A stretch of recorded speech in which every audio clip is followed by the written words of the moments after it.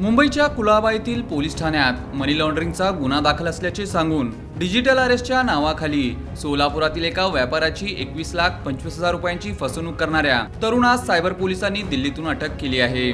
त्याच्याकडून 9,50,000 रुपये हस्तगत करण्यात आले असून अन्य एका आरोपीचा शोध सुरू आहे। राघवेंद्र सिंग वय 38 राहणार नवी दिल्ली असे अटक करण्यात आलेल्या आरोपीचे नाव आहे। तक्रारदार व्यापारी 28 जुलै 2025 रोजी सायंकाळी घरी असताना त्यांना एका अनोळखी क्रमांकावरून फोन आला। समोरील व्यक्तीने स्वतःला टेलिकॉम विभागातील अधिकारी असल्याचे सांगत तुमच्या मोबाईल क्रमांकाचा गैरवापर झाल्याचे आणि तुमच्या विरुद्ध कुलाबा पोलीस ठाण्यात मनी लॉन्ड्रिंगचा गुन्हा दाखल असल्याचे सांगितले। तसेच या प्रकरणाचा तपास पोलीस उपनिरीक्षक विजय खन्ना हे करीत असल्याचेही सांगण्यात आले। यानंतर दुसऱ्या क्रमांकावरून संपर्क साधून तक्रारदाराच्या नावाचे डुप्लिकेट आधार कार्ड व एटीएम कार्ड आरोपी नरेश गोयल यांच्या घरातून सापडल्याचे सांगण्यात आले। त्याला अटक झाली असून या गुन्ह्यात तक्रारदाराचाही सहभाग असल्याचे भासवण्यात आले। तक्रारदाराच्या नावाचे अटक वॉरंट, सर्वोच्च न्यायालयाची नोटीस तसेच सर्वेलन्स संदर्भातील 3 पानी इंग्रजी नोटीस व्हॉट्सअपवर पाठवून भीती निर्माण करण्यात आली।